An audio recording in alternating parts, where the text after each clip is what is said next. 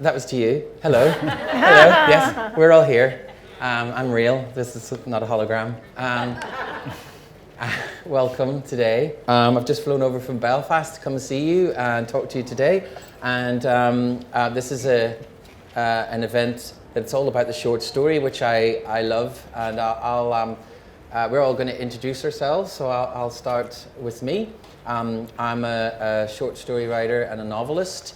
And I've always loved short stories, and particularly the last few years, I've sort of devoted a lot of my time to reading short story writers, and that led to me working with an organisation in London called Word Factory that runs a monthly event at Waterstones Piccadilly to celebrate short story writers, and it's had everyone from Neil Gaiman to Tobias Wolff and Lionel Shriver, lots of great short story writers. And from there also I set up the London Short Story Festival in Waterstones Piccadilly as well, and then I have started a blog about short stories, and I put short stories all over the internet to try and encourage people to read them and to love them the way I do.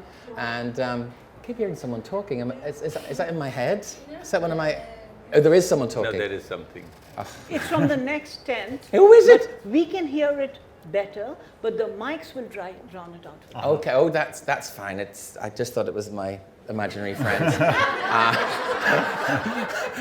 Just saying, Paul, shut up, which can also be a helpful voice sometimes. Okay. Right. So I was lucky enough to go to the Jaipur Literature Festival in January of this year, where I chaired a series of events on short stories there. At the invitation of Namita. So that's enough about me. And each of the writers here, you're very lucky. We've got two authors from India, and we've got someone who's a massive figure in the UK short story scene, as well as an incredible short story writer himself. So let's start with one of the festival directors. Namita, would you like to introduce yourself? So I'm Namita Gokhale. And my bio says writer, festival director, publisher, but I think at the moment I'm mainly a grandmother. That's what I am. But I've written about 19 books, and many of them are fiction. I've forgotten how many. And I've just done one book of short stories. That's it. So I'm very keen to learn, because I'm at the moment working also on a collection of short stories. And that's me. Hi, I'm Chris. This is quite a support group, isn't it? I'm Chris, and I'm a short story addict. I've written about short stories for various newspapers for about 12, 15 years, maybe longer. And I published a collection of short stories last year. And I'm rapidly learning the differences between those two things. But yeah, I've just always been very passionate about the form, although I have been unfaithful to it, and I've just written a novel, but we don't need to talk about Get that. out. Well, I'm Navtej Sarna, and I've written fiction and non-fiction. In fiction, I started with short stories, and I wrote short stories much before, except that nobody would publish them as a book until I got a novel. So they told me to go back and write a novel. So I had to write a novel to get my short stories published as a book, which I did finally here. So I've learned writing through the short story, and I'd love to actually, during our conversation, talk about writing a short story and novel, and which is easier, which is harder, and when in the sequence of things. But I love the form. Thank you. And if I could also say that Navtej has been the Indian ambassador to the UK and also to America. Yes. Personal friend of Mr. Yes, Trump. when not writing short stories, I was also ambassador to the US. Do we have to call you anything special or anything? His Excellency. His ambassadorship. Well, I'm sure you got lots of stories to tell from behind the scenes. We're going to do some, begin with some readings. I think it's always quite nice to start a literature event with some literature. because otherwise it can become slightly too academic. But we will talk more about the form and some of the theories behind short story writing after we've heard some examples. So I'm going to start with Chris. Nice. It's like spin the bottle. Confused you there. Keep you on your toes, okay? Yeah. Okay, I'm going to read a section from the first story in this collection. It's called Summer 1976. It's narrated by a woman who is about 60 years old, and she's remembering a summer in her childhood when she was 10. She grew up in a suburb outside Stockholm, and all you've missed so far is that she's developed this sort of disapproving fascination with her neighbour, a boy called Nisa. Mum worked in the office of a nearby factory, and Anders drove his elderly Saab into Stockholm every day to his job, which had something to do with the city's telephone lines. I asked him about it once, and he told me it was too complicated for little girls to understand. I was alone a lot during the holidays, but I didn't mind. As long as I had books to read, I was never bored. During the day, I often read in the spotty shade under the birch tree, moving around its trunk as its shadow moved across the lawn. It was like sitting at the centre of a giant clock face, the tree's shadow first sweeping along the length of our apartment block, then the neighbouring blocks. A couple of days after throwing the dead mouse at me, Nisa started running past. He pretended to ignore me, but I saw the little darting movements his eyes made, watching me sidelong. I was much better than him at disguising where I was looking. He was making loud noises and diving on the ground, storming machine gun nests and throwing himself on grenades. But after a while he tired of this game and grew quiet. Absorbed in my book, the next time I looked up I was surprised to find him still there, staring up at our building.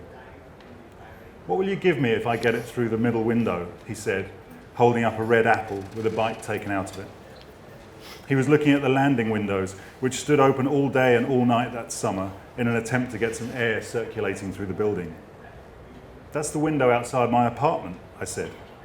"I know, we're neighbours." My face got hot when he said that. Somehow I hadn't thought of the idea occurring to Nisa or to anyone other than me. Maybe he really did put his ear to the wall like I did, I thought. Maybe each of us really had listened for the other at the same time. "You'll miss," I said. "I won't." "Okay then, prove you can do it." "But what will you give me?" Nisa said. He was trying to sound defiant, but there was a whine in his voice. It made me realise I had power over him. The thought excited me. "Show me you can do it first," I said offhandedly. "Then we'll see." Nisa looked up at the window. He took a few steps back and bobbed the apple up and down a couple of times. As his right arm went back, he held his left out in front of him, pointing straight up towards his target. He threw the apple hard, and it flew in through the open window like it had been jerked up there on a piece of string. It hit with a faint smack. Nisa turned around, grinning. I was grinning too. "Told you," he said. "Now what do I get?" I put my book on the ground beside me and stood up. "Come here," I said. As Nisa walked towards me, I felt gooseflesh wrinkle my skin, even in the heat of the day. He stood in front of me. We were the same height. "Close your eyes," I said. "Why?" "Close your eyes and you'll get your reward." Nisa closed his eyes and I put my hands on his shoulders. He flinched a little at my touch. "Keep your eyes closed," I said. He screwed them shut more tightly. I brought my lips to his. I closed my eyes as well and felt a wave of something go through me. It was like running into a cold sea on a hot day. We stayed like that for a few seconds, still as the tree above us. Then Nisa pulled back. He looked shocked. He tried to say something, but only made a noise. He wiped his hand across his mouth, then shoved me, and I fell backwards onto the dry grass. He ran away, disappearing around the corner of the building. I didn't cry. I don't think I even wanted to. I felt a strange numbness as I looked at the ragged leaves hanging above me. I picked up my book and walked upstairs to the apartment. The apple had hit the wall of the landing outside our front door. It had exploded. A stain like thrown paint was visible on the wall, and white fragments of flesh had stuck there. They were already starting to brown in the heat. I stepped over them and let myself in, went straight to my room and lay down on the bed. Thank you. Beautiful.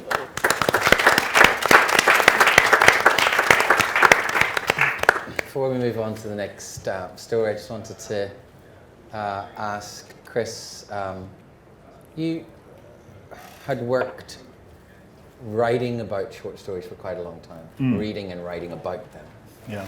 And you had to make a shift from being someone who reviewed, wrote, critiqued short story writers to someone who's going to put their reputation on the line that you'd built up over these years and say, well, actually, I'm doing this as well. Here are my short stories. What do you think? And then, were you worried that people would be going, ha ha ha, now it's my turn. We can all critique him and tell him whether he's good enough or not. Because that's what I would have been doing if I was you. But then I'm an Irish Catholic. I worry about all this kind of thing. Well, I'm a half Irish Catholic. Yeah. So there you go. So did you half worry about it? So. No, I'm fortunate in that I'm quite stupid, so I didn't really think. That would be the case, because I've always wanted to write fiction since I was 8, and I read Lord of the Rings, and it blew my mind, and I wanted to write fiction ever since then. So the journalism arrived late to me, even though I didn't produce any fiction that I thought was any good until 26 or 7 years after that initial urge to write fiction. In my mind, I'd been a fiction writer, trying to become a fiction writer for much longer than I'd been a journalist. So they seem to operate on two parallel tracks. So I was quite surprised when I did a first interview around this book, and the first question I was asked was, how does it feel sort of sticking your head above the parapet? Yeah. Which of course is an obvious question. And now in retrospect I see that, but I really didn't think about it, which was a blessing really, because I never felt sort of paralysed by that. I mean, only to the extent that everyone who works in any creative field or any technical field or any field at all is worried about putting their work out there and the feedback they're going to get, whether it's going to be accepted or not. So. And just to tell everyone specifically about that journalism that we're talking about, because it's become a bit of it's an institution really here in the UK and in Ireland. I mean, you're very well known, very admired for the work that you've done, bringing attention to short story writers. Did you want to just explain exactly how that worked? Sure. I mean, the specific sort of column is something I've written for The Guardian since 2007 called A Brief Survey of the Short Story. It was intended to be brief originally, but there are now like 70 odd of them. But I don't want to rename it because that would be crazy, right? Silly. But what that is each one looks at an individual writer and discusses their work, discusses their biography where that's relevant or appropriate. But the idea of it is just to sort of give someone, an idea of, whether they like V.S. Pritchett or what the arguments around his work are, or what characterises his work, or Alice Munro's, or William Trevor's, or whoever it might be. And it just sort of grew out of. I started doing it because I needed some money, and I thought, and there's so much money in short stories. So much money. I mean, that's why. Whoa! What do you do with it? I pity these poor diplomats and festival directors and novelists who are working for the love of it. But I've gone straight for the money with my short story collection. It's true. It's a very cynical field. No, but it was, Guardian were looking for pitches, and I thought, well, I know a bit about probably like 15, 20 short story writers. I could pump these out every couple of weeks. But as I started doing it, it grew into it was a real education, because there were a lot of writers who I might have read one or two of their stories, but I would go away and read, everything they've done, which if you're reading Dennis Johnson, it's fine. He only published, when I wrote about him, he'd only written one short story collection, albeit an incredible one. But then you read, say, V.S. Pritchett, who I mentioned, he's got 1,000 pages of short stories. It's one of the reasons I haven't done Tagore yet, because there's a lot to do. But that was a real, you learn so much by reading a writer's complete sort of work in that genre. And I really think it fed in a lot of ways into, I mean, I really think it improved my writing, because it was around 2010 when I actually started producing stories that I thought were good enough to sort of to show other people, and that I thought were getting close to the idea I had in my head.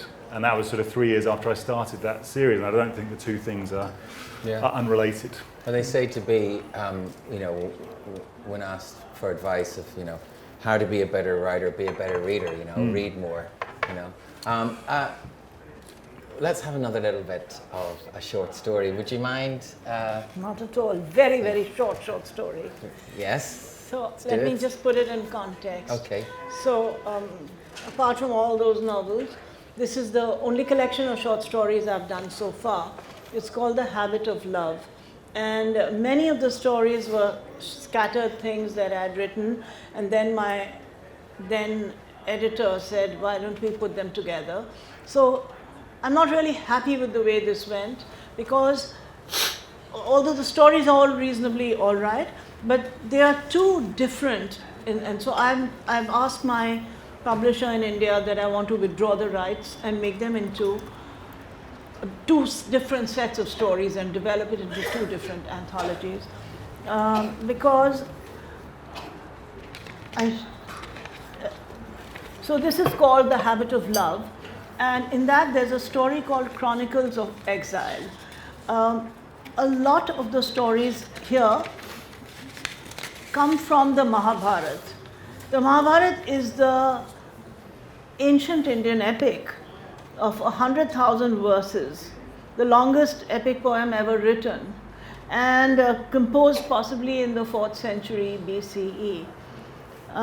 Every age, every generation in India reads and reinterprets in different languages, translates the Mahabharata in their own context of their times, their environment.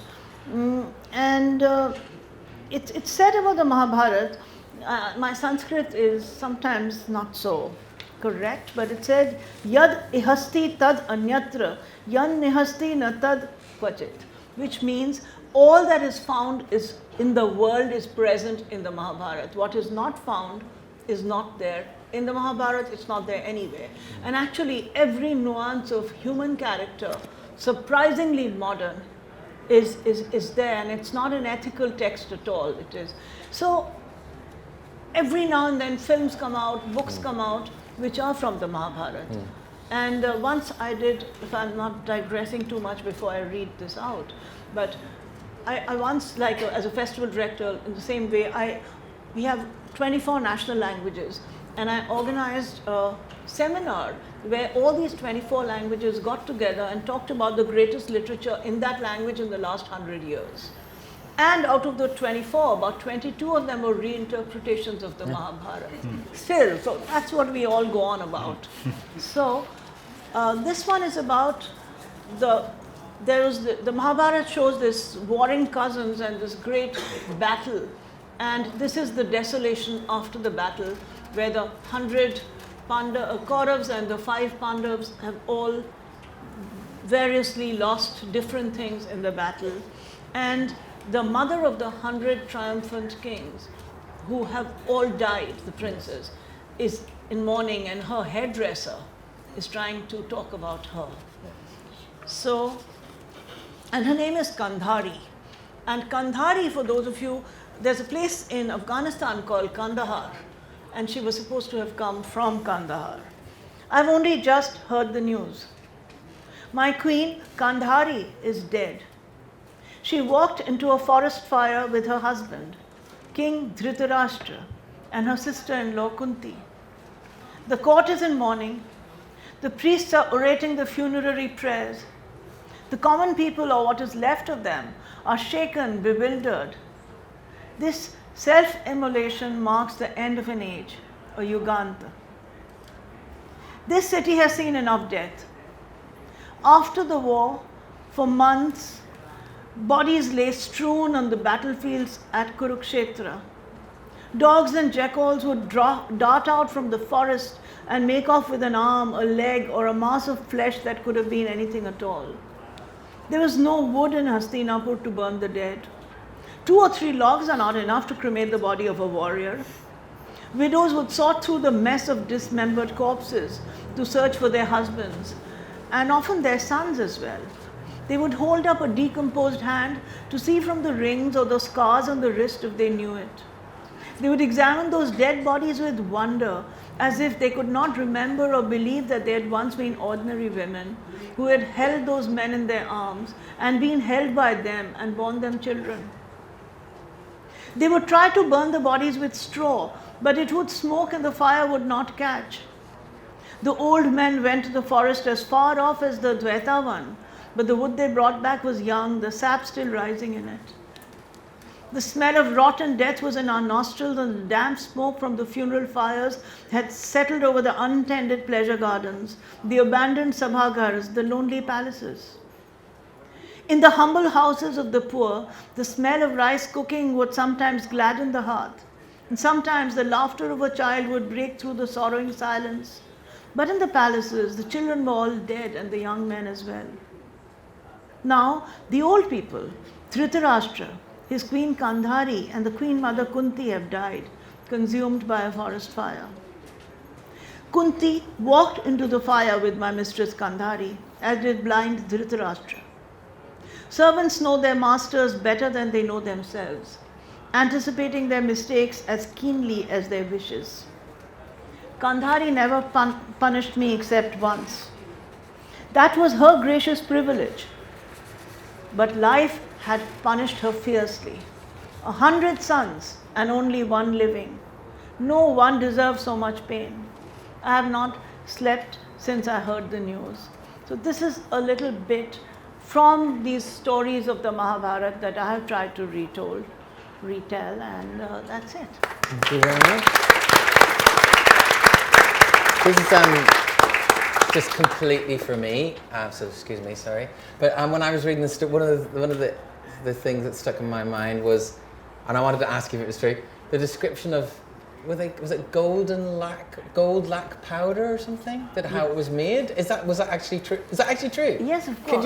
Could you just tell them what it is? It was for her hair, wasn't it? It was something like, it was made from scarab beetles or? Yes, the lac was made from the scarab beetles, but I have to tell you that when I write something, I forget all about it. So I have a vague idea what you're talking about because I know you've read the story. I will ask you later.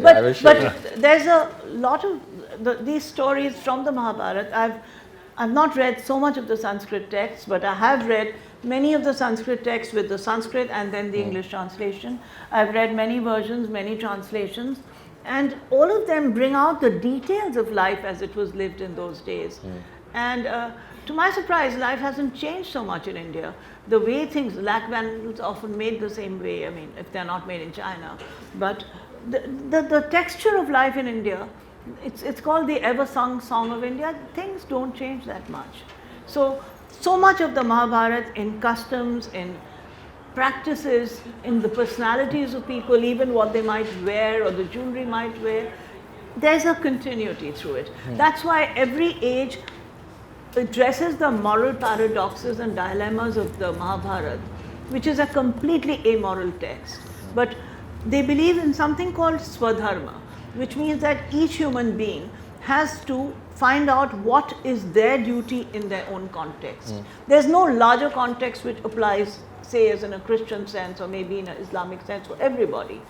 But in the essential Hindu Dharma, you can do I might do something which is moral for me, but which may clash with your idea of what is moral for you. So each of these stories, when I try to interpret them, I try to see them through the eye of that character. The women characters are, of course, neglected quite a lot. So I try to see the women characters in their particular dilemmas. Okay, thank you very much. What are you doing there? Trying to get my reading specs out. Oh, right, okay, we're ready. Too many wires. Good, and we've got a little treat for us because short stories, of course, nowadays we have a thing called flash fiction, which is a very short story. And people often say, how short is a short story? Well, flash fiction tends to be sort of like, I guess, from about 250 words to maybe 1,000 or something. But, and we, in the UK, we say short story roughly between 3 and 5. In America, between 5 and 11, and they have very short fiction competitions for 7,000 word stories. And authors over here be like, "What, 7,000 words? That's like a novel." You know, but the treat that we have is that we're actually going to hear a whole story, because one of the frustrations about short stories events, you know, when you hear people read out, you're going, "Oh, could you not just get me to the end?" Because you sense it coming up, you know. So we're actually going to get a whole story. Okay. So better be good. Thank No you pressure. so much. No Thank pressure. you. No. I'm fortunate that I have a story which is readable in almost the given time. It's a short story, but not 250 words. My real short story is my novel, which is a short story by American standards. But so this is a story which I'm going to read. Only reason is because the festival director has heard it before in a festival in Bhutan where I read it, and she thought it might be a good idea to share here, particularly in the title, because that aspect of the title of what is not said.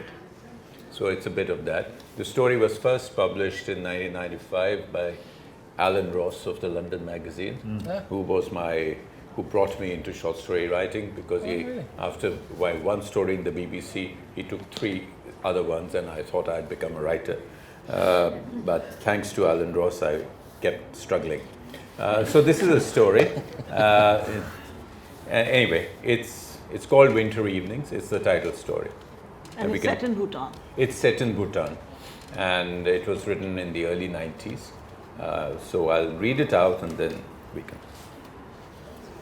Dr. Anand unlocked the door and stepped into his house. The dark rooms were very cold. He switched on the light in the small living room. The window had been left open and the cold breeze had blown magazines and newspapers all over the room. Leaving his doctor's bag on the carved low table, he picked them up, folded them and put them back on the table. Then he went to the window to shut it. Though it was only 6 in the evening, the cold, brittle darkness was crowded with stars. The mountains were strong, dark silhouettes, but he couldn't see the moon. It must be there somewhere, he thought, for he could see the glistening sheen of the river in the wide valley. An icy wind rushed to his face, and with a sudden cold shudder, he shut the window and drew the curtains. Keeping his coat on, he went to the backyard to choose some firewood. Back in the living room, he set 3 neatly chopped pieces in the metal sheet drum known in those areas as the Gokhale. Unfolding the newspaper, he pulled out the advertisement pages, crumpled these into balls, and stuffed them under the wood. Then he opened the vent on top of the Gokhale, poured in a few drops of kerosene oil, and dropped in a match. In just a few minutes, the paper had given its fire to the wood. It sent the smoke rushing up the pipe that led out through the chimney into the crystal night. And from his window higher up on the same hill, Rao saw the smoke rising. He was glad. Dr. Anand was back, and that meant that he could go over. The bank branch shut at 2, and the afternoons hung heavy on Rao. Sometimes he would go for a long walk to the monastery and back to tire himself. But all of last week, the fierce afternoon wind had discouraged him. He had stayed in, reading disinterestedly and writing letters to people halfway across the world whom he hadn't seen in years. So he felt good when the doctor was back.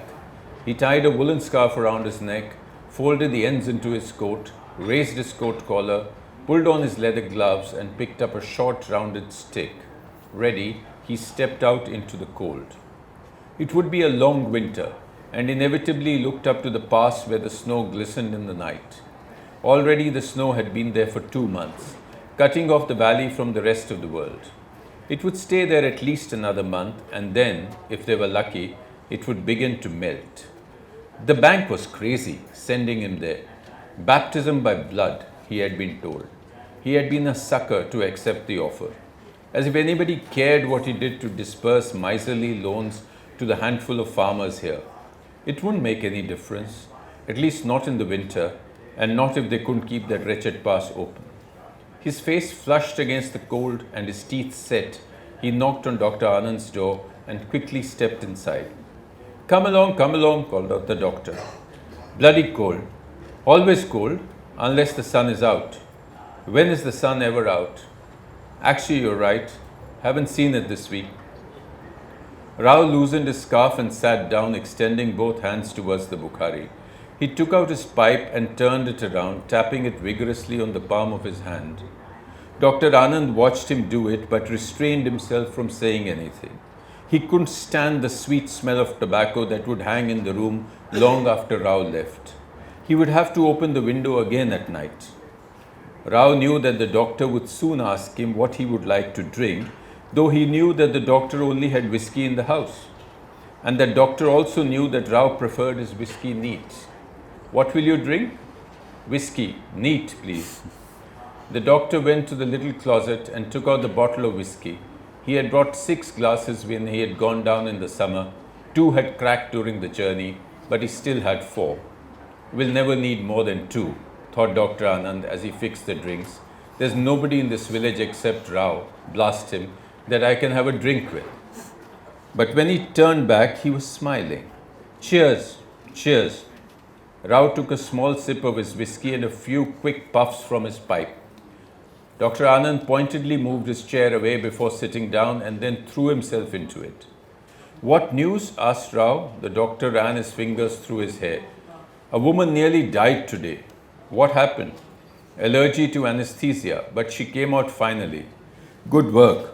Good luck, rather. How about you? A dull day today. And usually, thought the doctor, your whole of a bank is a veritable hub of activity. But aloud he said, how come?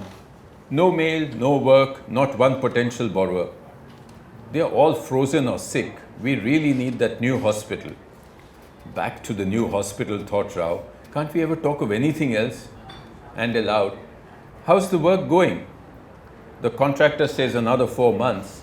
4 months after the road opens, that is. Oh, I'll be gone by then. You'll get a good posting after this. You deserve it. The doctor's smile was very pleasant, very friendly, but he was wondering what this city slicker had done to deserve anything. Rao knew that the doctor would reach for the pack of cards secretly, mysteriously, as he was going to come up with a great surprise, some marvelous Christmas present. Dr. Anand bent down and picked up the cards, hiding them in his cupped hands, and then revealing them suddenly in the manner of an oriental magician. Rao could have screamed. Rummy? Asked the doctor. You don't know any other game in any case, thought Rao. Okay, rummy. Rao placed his pipe on the table. The smoke curled up gently to the doctor's nostrils and into his head. Throw away that wretched pipe, he wanted to say. The cards were dealt and the game began. The room had warmed up with a fire and a comfortable glow had spread gradually over the room. Each man was alone with his glass, his 10 cards, and his thoughts. A few weeks more of this, thought Rao, then he would have better company in the evenings than a stuffy, small-town, self-centered doctor. He would be back in the thick of things, back in circulation. It was a pleasant thought. He took a large sip of whiskey. It seared his throat and he coughed. My resident film star, thought Dr. Anand. He must smoke a pipe and drink neat whiskey even though he can't take it. Suffer him for a couple of months more and let's hope his replacement will be a more intelligent chap. Someone genuine and not an upstart. Lost in thought, the doctor got up and put a small log in the Bukhari. Then he blew at the dying flames and saw the blue licks rise again. He came back to the table and threw down a king of spades. Almost instantly, he realized that he had made a mistake. What a fool he was. He picked up the card quickly. Sorry, that was a mistake. Rao had seen this before. Tonight, he would not let it pass. In his agitation, he puffed at his pipe quickly and sent the smoke straight into the doctor's face. You can't pick it up, I say. It's only a friendly game. Friendly, my foot, Rao was shouting now. It's cheating. You call me a cheat? You pipe-smoking bank clerk? I'm not a clerk, I'm the manager, you village dog, you vet. Dr. Anand wouldn't be called a vet by anybody. With a short, swift movement of his forearm, he slapped Rao across the face. Smarting from the blow, Rao slapped him back. Then he got up and walked out, leaving the door open to the chilly wind. Dr. Anand sat quietly for a long time. Then slowly he got up and put another log in the Bukhari. When he washed the glasses and put them near the drinks closet, he was already hoping that he would need to use them the next evening. And Rao walked home, and the chilly wind quickly blew away his anger. Perhaps he had been hasty to walk away like that. Perhaps he should go back and apologize, or at least he must do it tomorrow. He looked involuntarily at the snow on the pass. It looked so heavy, so permanent. Beautiful.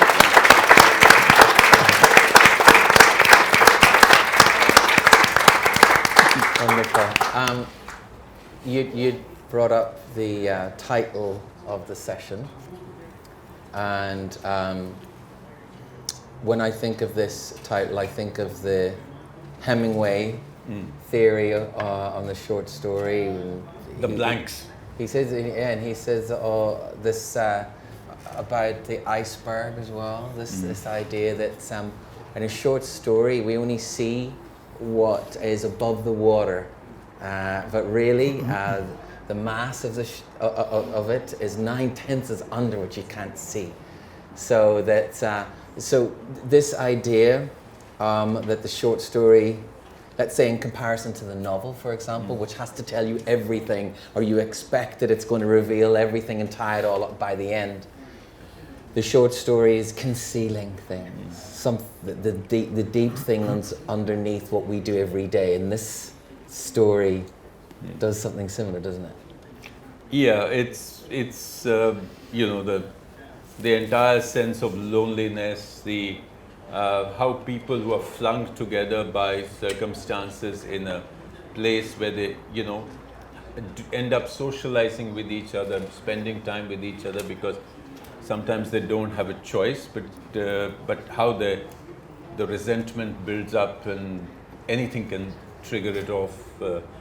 And the loneliness magnifies your reactions in many ways. So yeah, it's a bit, you know, it's that's why I, you know, that's you talk only of the surface, and because you, in a short story, if you tend to start describing things like you will in a novel, you lose the tension. So, you know, novel, you can afford to go from here, go away for 3 years into one direction, come back, go back into childhood in another direction, and come back and still somehow bring it together. But in a short story, I think a very important element is it has to be taut. It has to be tight. And although, you know, if you read the New Yorker short stories, probably that doesn't apply, because sometimes, you know, you can go off into 10 pages of, but the traditional sort of V.S. Pritchett kind of definition of a short story is that it should have large echoes, but it shouldn't be speaking everything out. You know, it should resonate, but the tension of a short story, and that's why it's so easy to spoil a short story, because one wrong paragraph, one wrong sentence can just ruin the tension, and you know it's broken. So while the novel can be more forgiving, you have that much more space to make mistakes.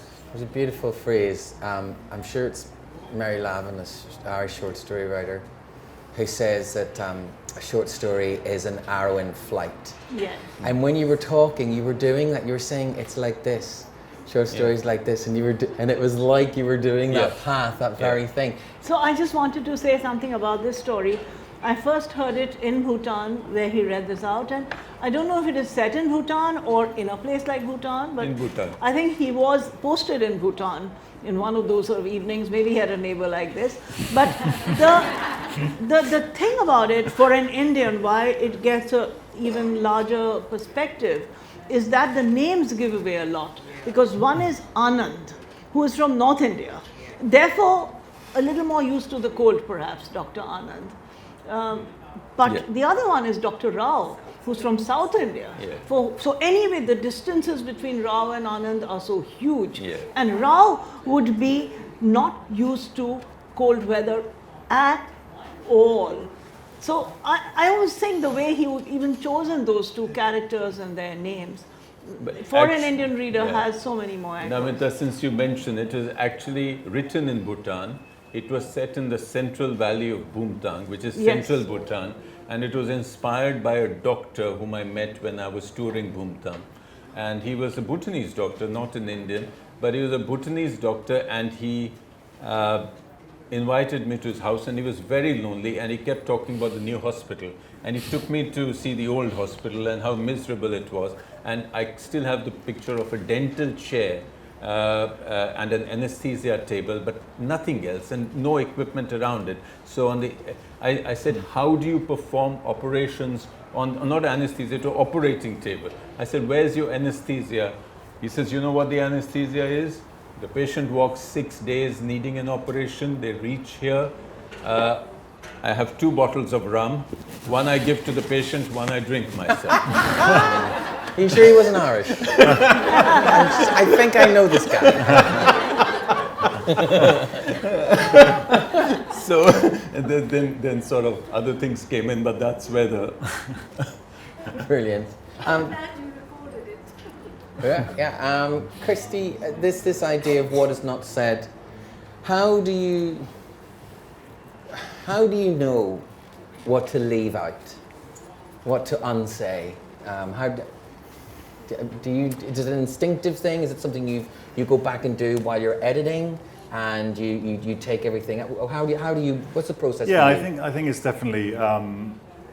I think it's achieved in the edit. Like I can't speak for the other writers here, but certainly in my first draft, I always say way too much. Like when I come back to it, I've clearly sort of over-explained things, I've over-emphasized things. I think it's just a necessary stage that you go through and then sort of pare it back. But how much you pare it back is I think it can be quite elastic. I think, you hear that sort of for a short story to work, like every word has to count. But I think there's thankfully, hopefully, more given it than that. I was actually reading, for that, something I wrote for The Guardian a while ago, I read this fantastic R.K. Narayan story called A Horse and Two Goats that he published in The New Yorker in 1965. And then he published it in a collection in 1970, and it's like 3 times as long. It's still the same story, but it's got significant differences. It's about a villager sitting outside tending his 2 goats, is all he owns, and this American drives by, and he's next to this centuries-old statue, and he wants to buy the statue, but the villager who only speaks Tamil and the tourist only speaks English, and the villager thinks he's offering him a huge amount of money for his goats. So he's ecstatic, and it's all, I thought of it with your story, because it's all about miscommunication, or these 2 levels of communication that are going on. But I don't know the editorial history, I don't know if he submitted this longer story to the New Yorker and they cut it back into this. The New Yorker version is this very honed comic tale. But in the larger version, you get more about you learn his name is Mooney, you learn more about his wife, who kind of, detests him for being a failure and sort of, is always lecturing at him to make something of his life. He talks about his trips to the bang shop and stuff. And it's very, you've got this sort of, the texture of the village, which Narayan talks about I think he called his stories miniatures that capture human experience in all its opulence. So there you have this double idea of these are very sort of honed, small objects or artifacts, but they can encompass, you always hear a reviewer's cliche you hear is like, this story, has the impact of a novel, which always makes me a bit angry because I love novels and I love short stories. I don't think they have to be oppositional, but it's perfectly within the grasp of the short story to have a huge impact. It's not like it's slipping its bounds or somehow behaving against type if it does have a huge impact. I think you quoted Mary Lavin, and I think Anne Enright said of John McGahern that his stories were like a hand grenade rolled across a kitchen floor, which is quite an arresting description of how you can deal with domestic matters in short stories. And I think they do generally lend themselves to domestic perhaps more than novels do, or in a way that doesn't make it all that's talked about. But they have this explosive impact, depending on if they have that tautness that you talked about. Yeah, well, Chekhov said that all you have to do to write a story is look around your room. So there's the smallness of things makes a difference. But to go back to whether you pare it down or you write sparingly, I suppose everybody has his own thing. I would find it very difficult to pare things down if having written a story. So I tend to write the short story very tight, to try to write it, because I've never ever written a short story on a computer. for instance. Oh, all right, okay. Because the computer, you tend to sort of write fast and you write too expansively, at least I do. So I've always felt that if I'm writing a short story, it's best to get hold of a good old legal pad and a scratchy pen. So every word you think about before you actually put it down. So you might cut out a few words, but you don't have to cut out paragraphs. I was at the Belfast Book Festival last night. I was talking to Lisa McInerney and Nicole Flattery. I don't know if you've read her collection, and some other short story writers. And we were just talking about how we write, and it was fascinating to hear the differences. I think one writer was saying that they start with an image. Another writer said that they already know the whole story before they sit down, and others said they just need to know sort of a couple of lines at a time, and they just that sort of idea of the driving at night with the headlights. I think Dr. O said, isn't it? You just need to see that far each time. And then we were joking about saying, well, but you don't go driving at night without knowing where you're going and having a map and having a destination. Because so we were having all of these kind of conversations. I just wondered what your experiences were. I mean, when you sit down to write a short story, does it start with an image? Does it start with a voice or a sound, or is it can it be anything that will set you off? Well, I think in terms, different things can trigger different forms of writing. But I think in terms of a short story, I wouldn't be able to start a short story simply on an image or a voice. I would be able to start a story once I know what is the story, where is the inflection. So there comes a point in each story where something breaks or changes. So you've got to get that, and for me, and then you can build front and back and setting and things. But for instance, here the thing, you've got to get that there is two lonely people and they hate each other, but somebody slapped him. So you hear that somewhere, and the rest of the thing then sort of your mind builds it around, and things sort of, and then you finally feel you're ready to write. Yes. But for me, at least, that point would be important. Chris? I'll take ideas wherever I can get them, wherever they come from. Hopefully not from anyone else, Chris. No, of course No, not. Yeah, no. sorry. Awkward pause.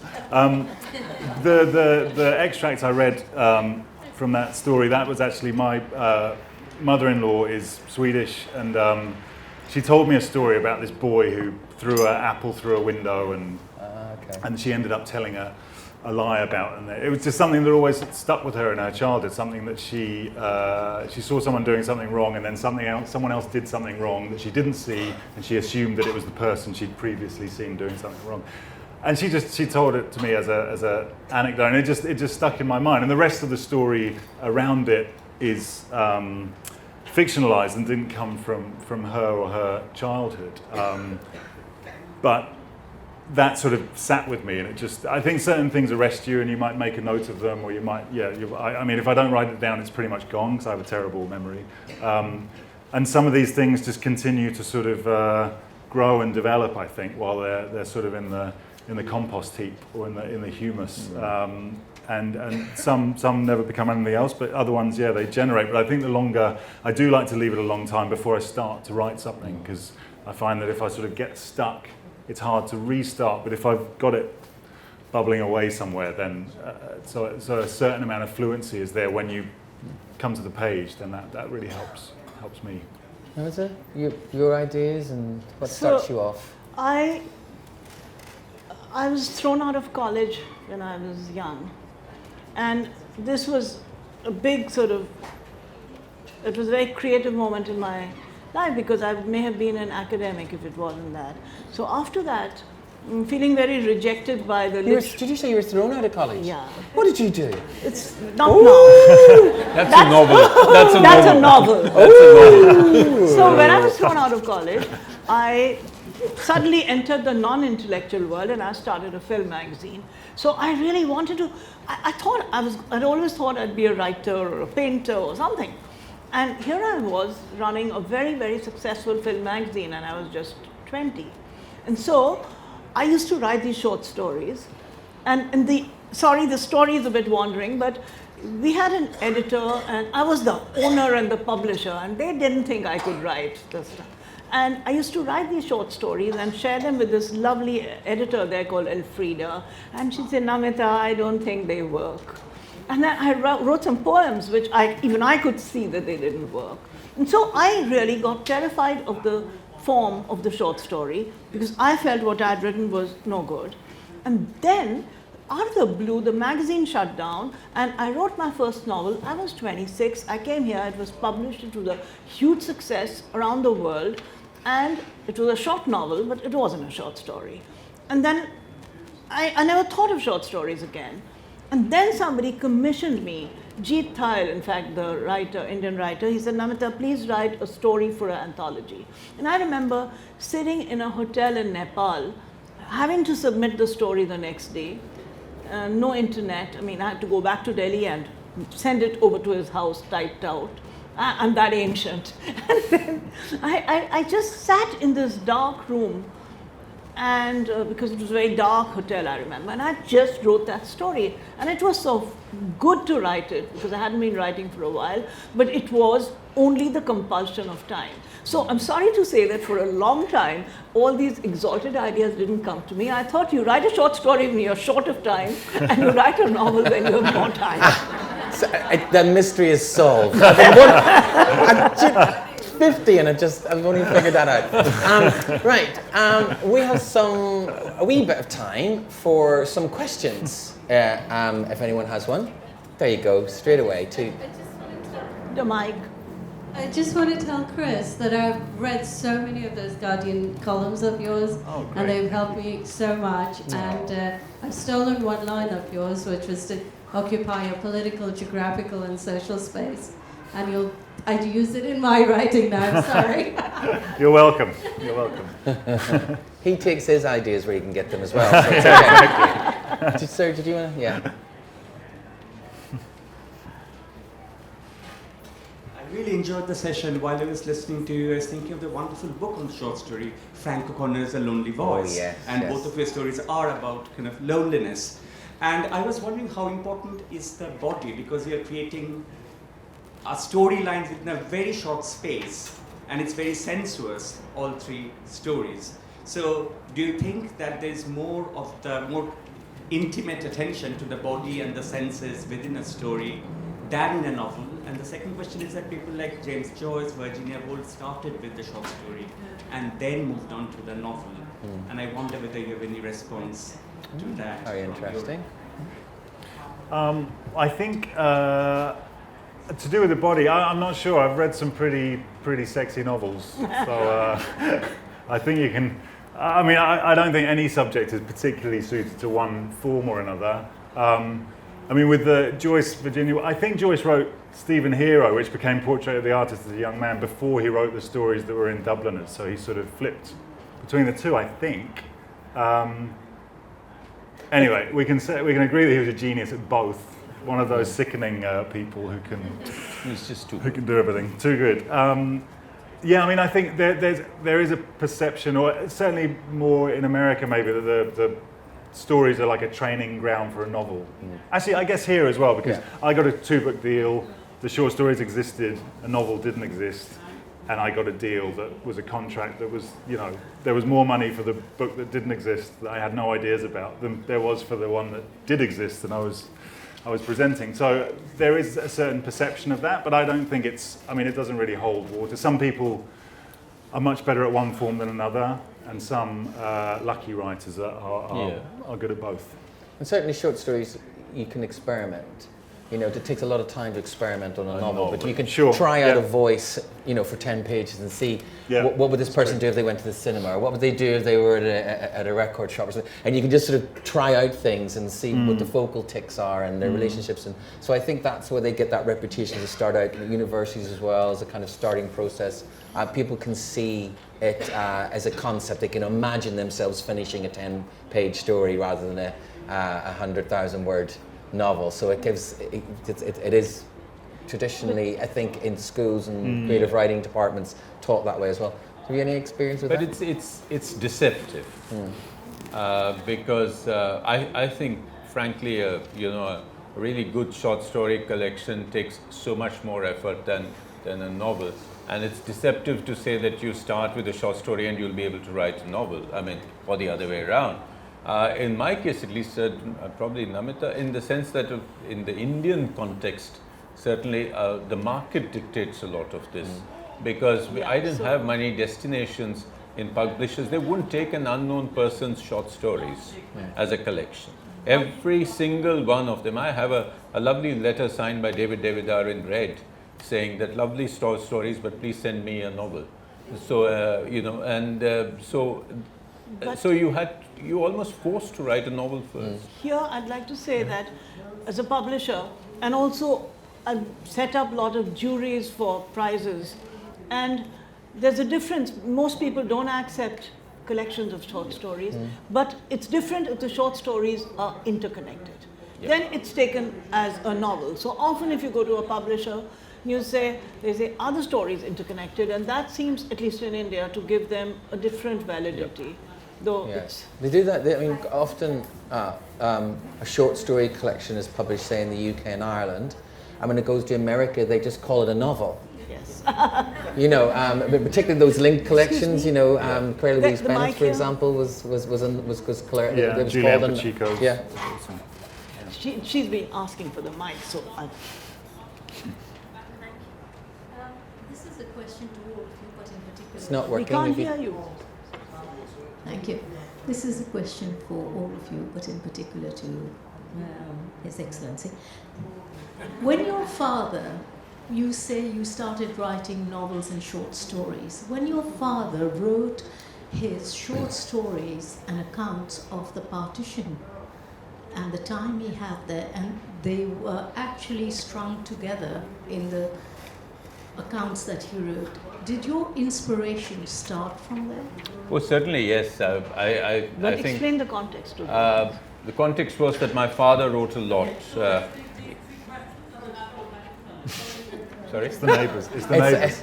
It's The noisy neighbours. neighbours. Noisy neighbours. Yeah, they're irrelevant.